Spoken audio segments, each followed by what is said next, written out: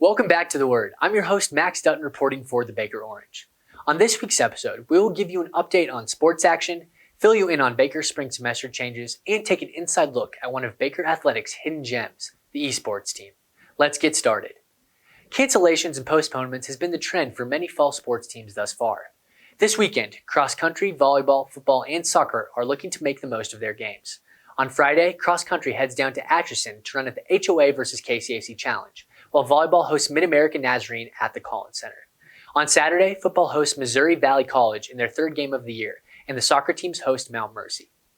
The Baker Orange newspaper team reported that the Faculty Senate announced changes to the spring semester last week.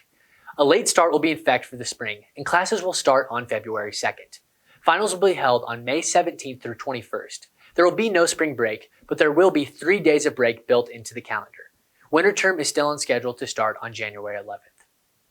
For many people, video games is a hobby. It's something they do to have fun. For some of our students at Baker, it's more than just a hobby. It's a sport. We caught up with the Baker Esports team to take a look at how they train and compete.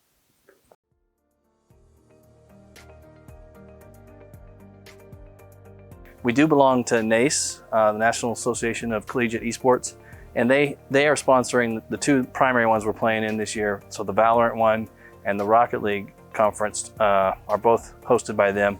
And so you just play every week, and at the end of that 7 weeks or 5 weeks depending, they'll have a playoff where you can make it into like a finals type situation. I don't know if that'll be in the fall semester or they might hold that over till the spring. Right now, Rocket League is, I think there's about like 100 teams from colleges across the country. And usually you start out in like a group play to get seeded, and then you go into a tournament bracket play, and then it's single elimination all the way to just like any other tournament would be. So it's just bracket play and going to the finals. But a lot of them are best of threes or best of fives. So if you don't show up that night, you're done for, which I guess is the same for conference tournaments in any other sport.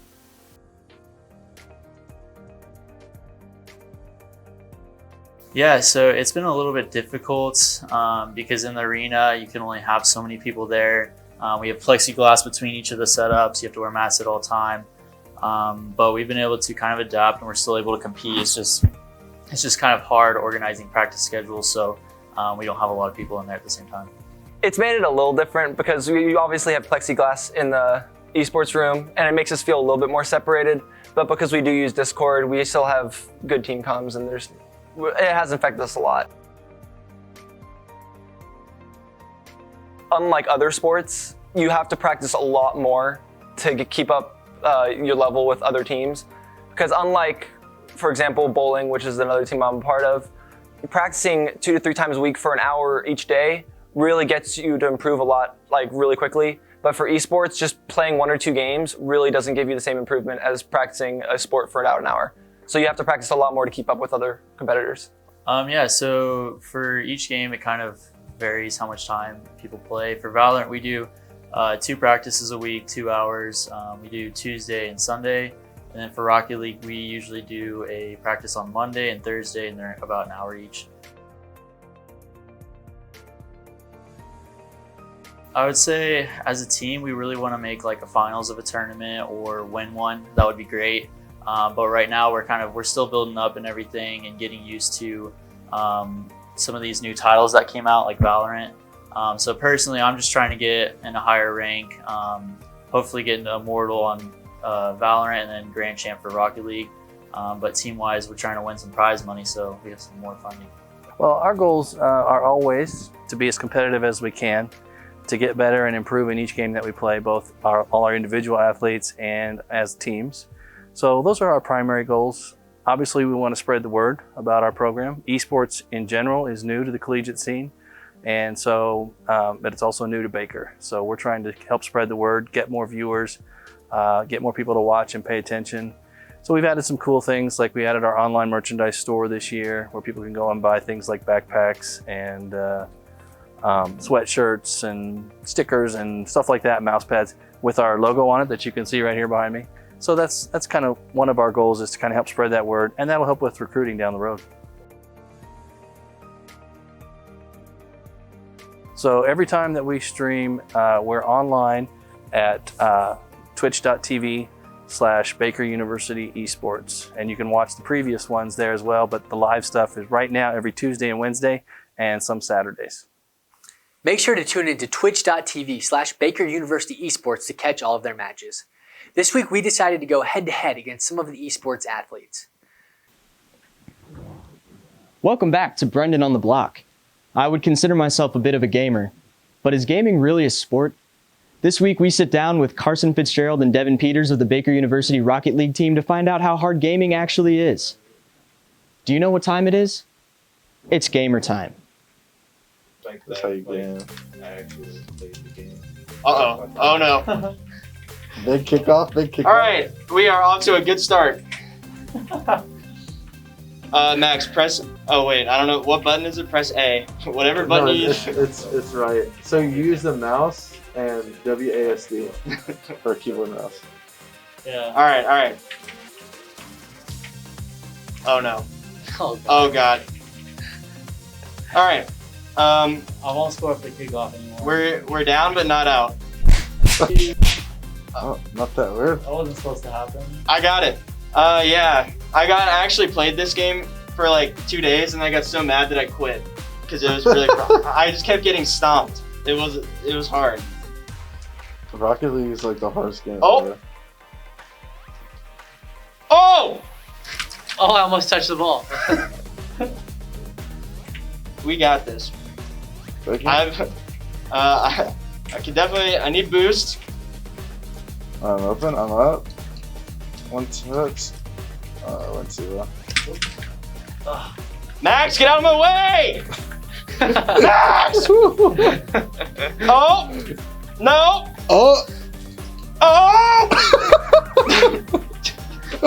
No! Oh! Alright. Oh no. No.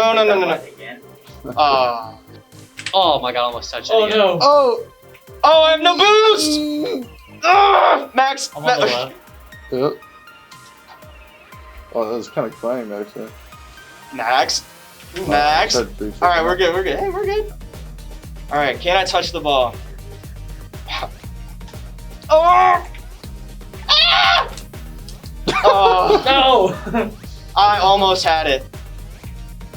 Uh-oh, Max. Oh. No. Place, but the buttons are... Oh, no. It is a close one. No! Let's Alright.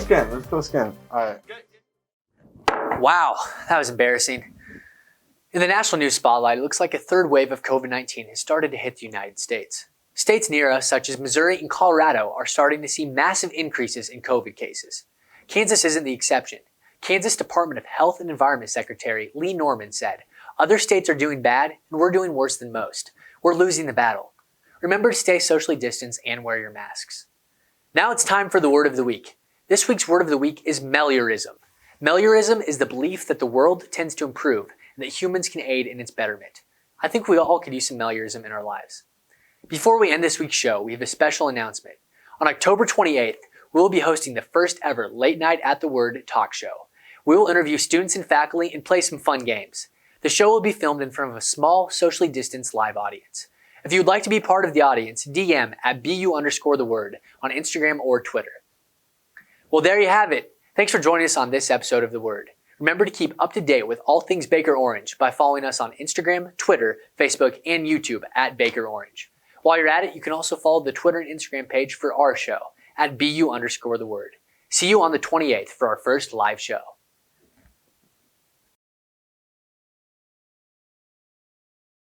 On October 28th, we'll be hosting the first ever Late Night at the World. Bruh. I gotta go the other way. There's nothing in here. It looks so fake, bro. Okay.